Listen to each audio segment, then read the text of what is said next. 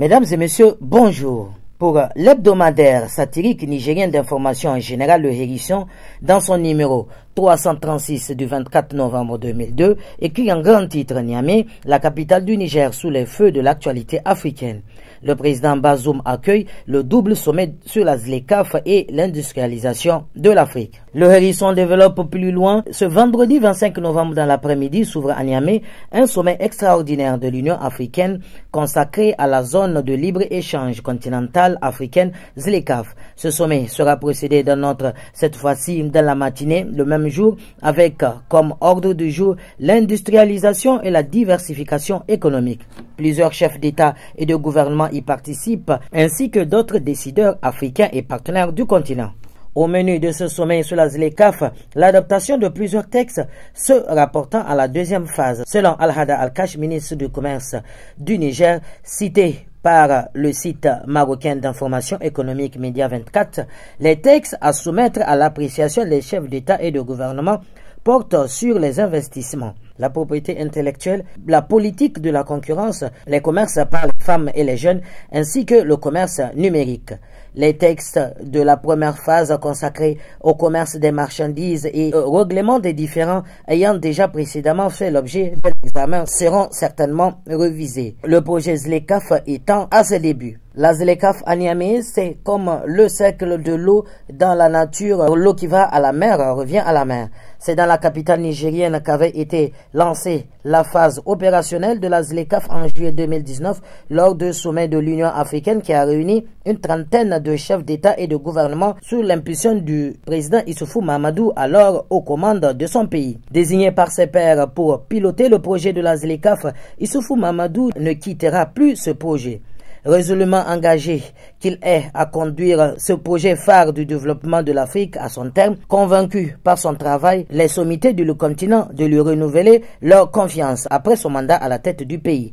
L'ancien président nigérien, champion de la ZLECAf, ne ménage alors ni son temps ni son énergie à sillonner l'Afrique et d'autres parties du monde afin de faire de ce projet phare non pas qu'un rêve mais une réalité. C'est ce fou qui sera la vedette de ce sommet qu'on peut qualifier de Niamey ZLECAf Acte 2. Pas de plus-value de la ZLECAf qui ne passe par l'industrialisation et la diversification économique, d'où le sommet consacré à ces deux termes Niamey pour qu'il ait libre-échange inter-africain profitable à l'Afrique. Il faut in situ des entreprises à même d'offrir tous les biens et services en qualité et en quantité et des industries compétitives diversifiées dans des secteurs variés, nous confie un économiste au sortir d'un panel intitulé « L'industrialisation de l'Afrique, des évaluations multisectorielles comme condition de succès » tenu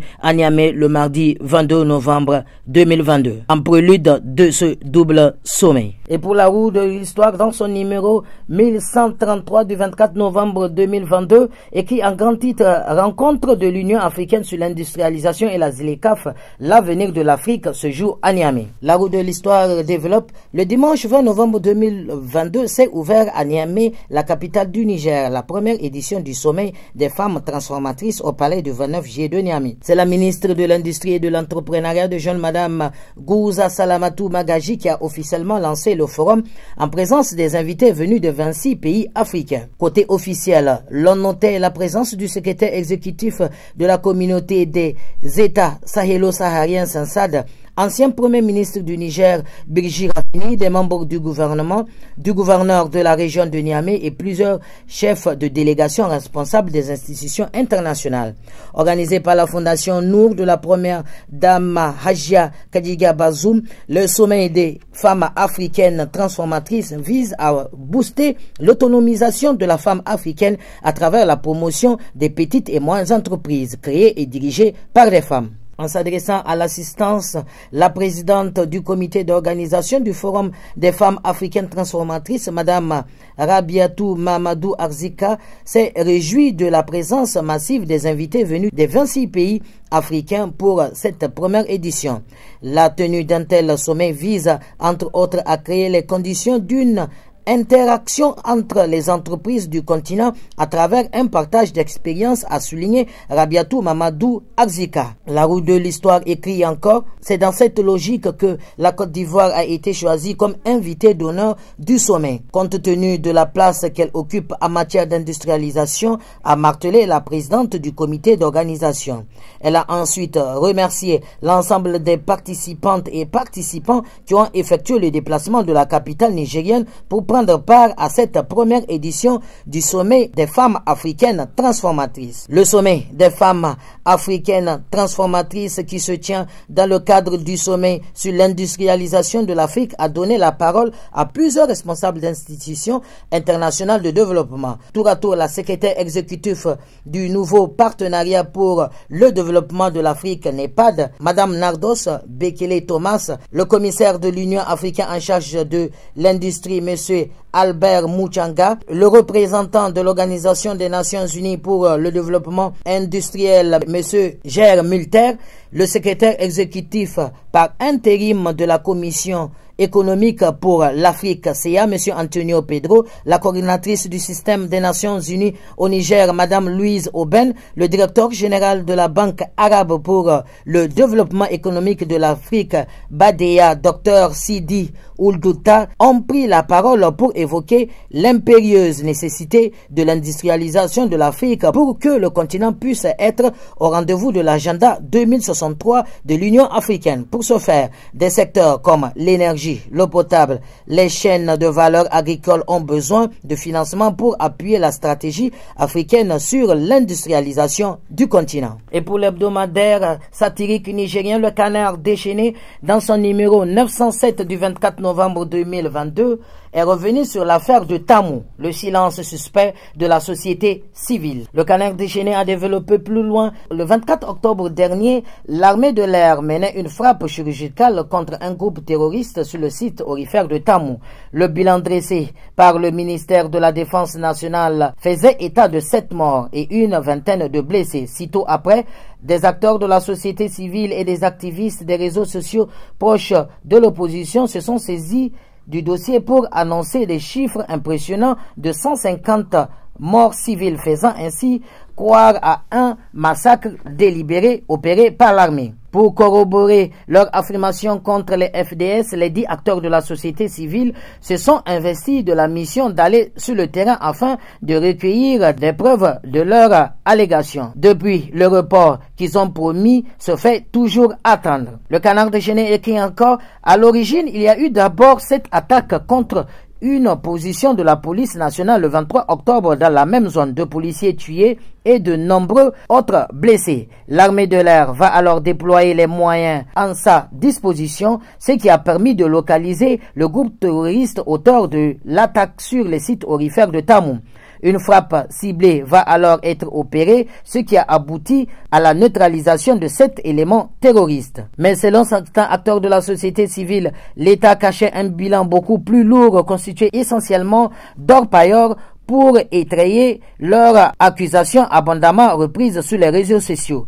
Les 10 acteurs vont entreprendre une mission sur le terrain afin de recueillir des informations allant dans le sens de leurs graves accusations. Un rapport est même promis dans la foulée dans cette mission de terrain. Mais depuis cette visite, l'opinion publique n'a toujours pas pris connaissance du fameux rapport qui demeure aujourd'hui nuageux. Ce qui fait dire à certains internautes que la montagne a accouché d'une souris. En effet, selon ces analystes, si le rapport tarde à sortir, c'est pour une raison simple. Après toutes les gymnastiques opérées par les acteurs de la société civile qui se sont rendus sur le site de Tamou, aucun élément probant n'est venu conforter la position des 10 acteurs par rapport à ces événements. Selon toujours l'analyste, les témoignages recueillis par les acteurs de la société civile ne permettent pas d'étayer la thèse d'un massacre commis par les FDS. Aucune autre tombe, aucune plainte d'une quelconque famille ne permettrait de conclure qu'en lieu et place des terroristes,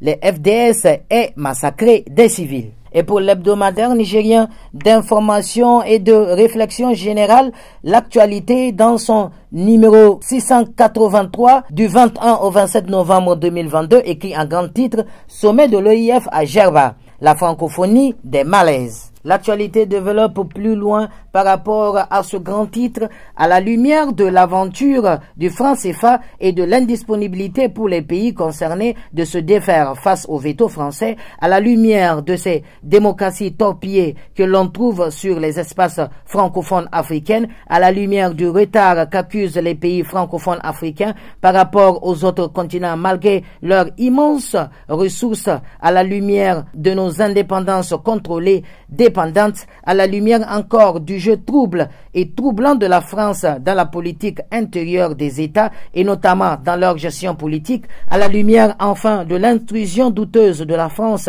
dans la lutte antiterroriste téléportée au Sahel quand, pour se justifier, rien n'explique qu'un terrorisme se délocalise au Sahel, n'ayant aucune revendication officielle pour fonder ces attaques meurtrières et surtout quand, occupant militairement des espaces du continent de cette France guerrière ne peut avoir des résultats, l'espace francophone, faut-il le reconnaître, ne peut que vivre les malaises qui le traversent aujourd'hui. La France ne peut se rendre compte qu'en regardant l'Afrique aujourd'hui, si ce n'est le pays de la corne de l'Afrique, tous sont de tradition francophone. Et donc ceux qui peuvent se revendiquer de son héritage colonial, qui n'a laissé que des pays pillés, déstructurés, difficiles à reconstruire. Mais cette France a une belle langue dont l'aventure est des plus belles aussi. Au contact des peuples et des cultures, le français s'est fécondé, métissé au point d'en relever au monde se revendiquant d'un label de la francophone, à savoir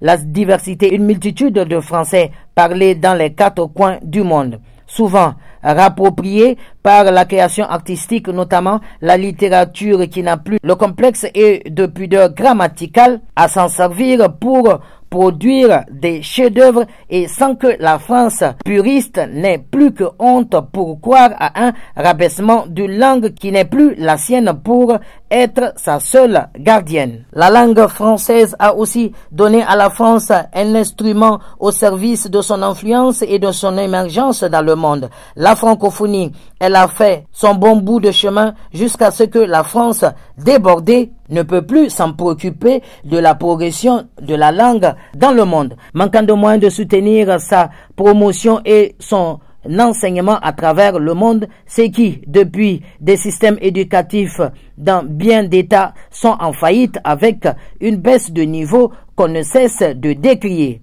Elle compte à son actif plusieurs sommets qui ont célébré sa promotion dans le monde comme instrument géopolitique important qui permet à un autre monde par sa langue et son étendue géographique de s'affirmer, de s'imposer comme une voix qui compte. Et pour le quotidien nigérien d'information, l'enquêteur dans son numéro 2881 du vendredi 25 novembre 2022 écrit en grand titre sécurité présidentielle, la sécurité de Bazoum Mohamed en question.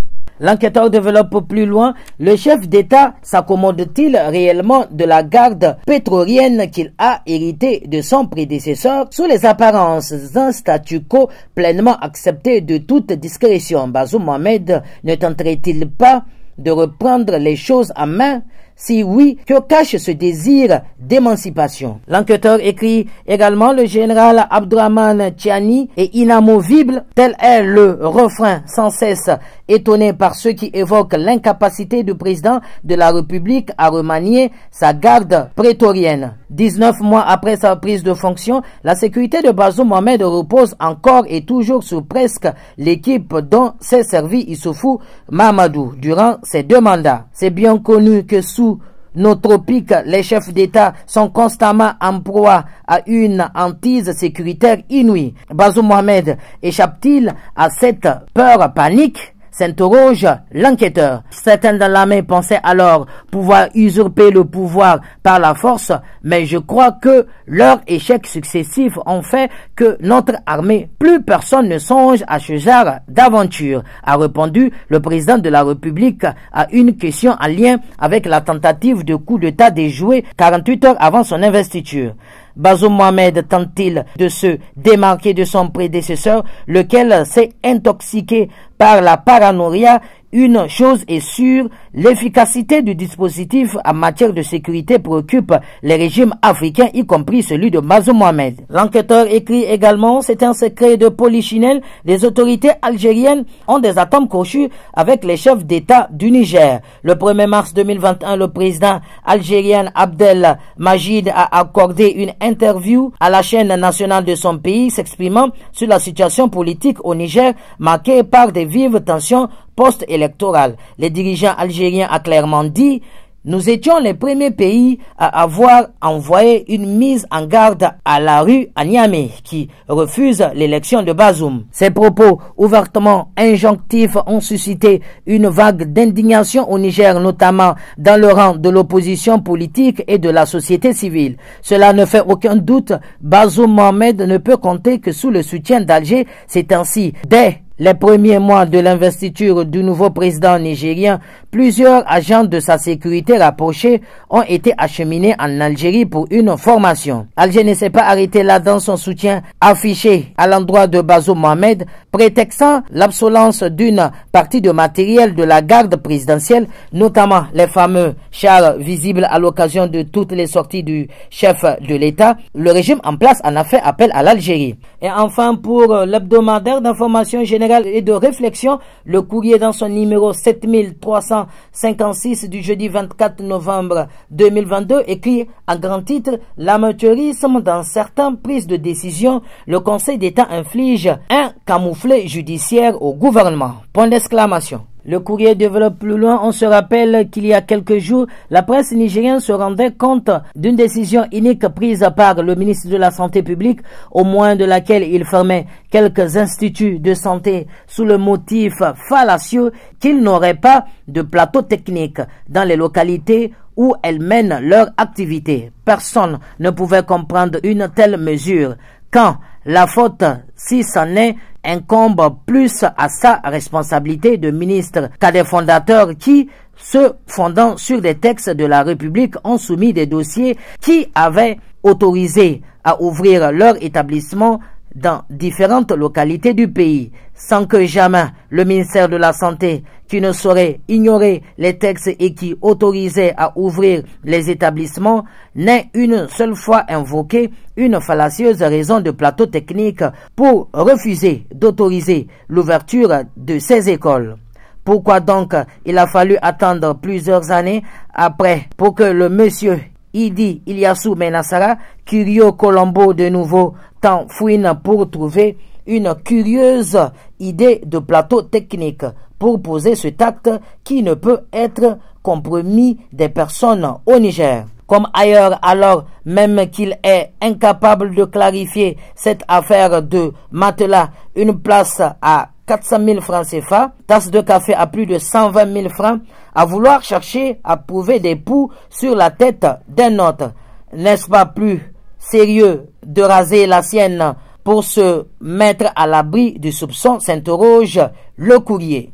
Quand on veut défier les autres, il faut d'abord être un modèle. Après des démarches administratives de la part des fondateurs concernés cherchant pour préserver des bonnes relations de partenariat avec le ministère de la Santé, ils butèrent contre un mur rigide avant que, peut-être par d'autres dans le système, ne le conseillent sur l'irrégularité de la mesure unilatérale qui cause plus de problèmes qu'elle n'en règle, étant entendu que nulle part l'on ne peut mettre en cause la qualité de la formation de ces écoles, encore moins de leur reprocher un défaut d'outils pédagogiques pour la formation dans un tel domaine complexe. Mesdames et messieurs, c'est l'essentiel de l'actualité de la presse de cette semaine. Très bonne lecture et à la semaine prochaine.